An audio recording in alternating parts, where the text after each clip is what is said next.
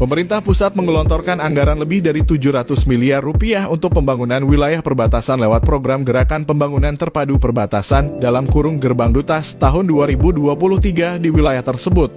Menteri Dalam Negeri yang juga Kepala Badan Nasional Pengelola Perbatasan dalam kurung BNPP, Tito Karnavian mengungkapkan total anggaran Gerbang Dutas tahun 2023 sebesar 7,7 triliun rupiah. Dari total anggaran tersebut, Provinsi Maluku kebagian 760 miliar rupiah. Kita melihat bahwa anggaran yang ada di Bappenas itu, Gerbang Dutas itu sebesar 7,7 triliun rupiah, tapi tersebar di berbagai kementerian lembaga. Nah, total untuk Maluku itu ada kurang lebih 4 kabupaten itu 760 miliar rupiah.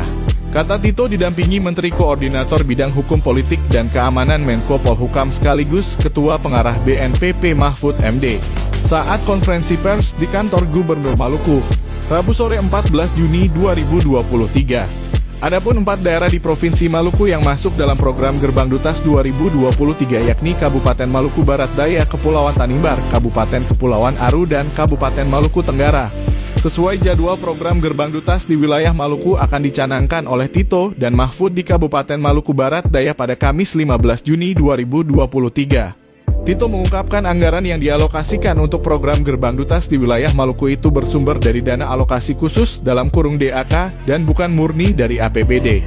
Karena itu ia meminta agar proyek pembangunan yang nanti dikerjakan di 4 wilayah perbatasan itu dapat membawa manfaat bagi masyarakat di daerah tersebut.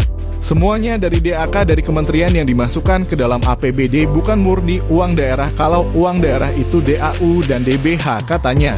Tito menambahkan karena anggaran tersebut tidak hanya dialokasikan ke pemerintah daerah, maka proyek pembangunan wilayah perbatasan seperti jalan, jembatan, dan runway bisa juga dikerjakan oleh kementerian dan lembaga.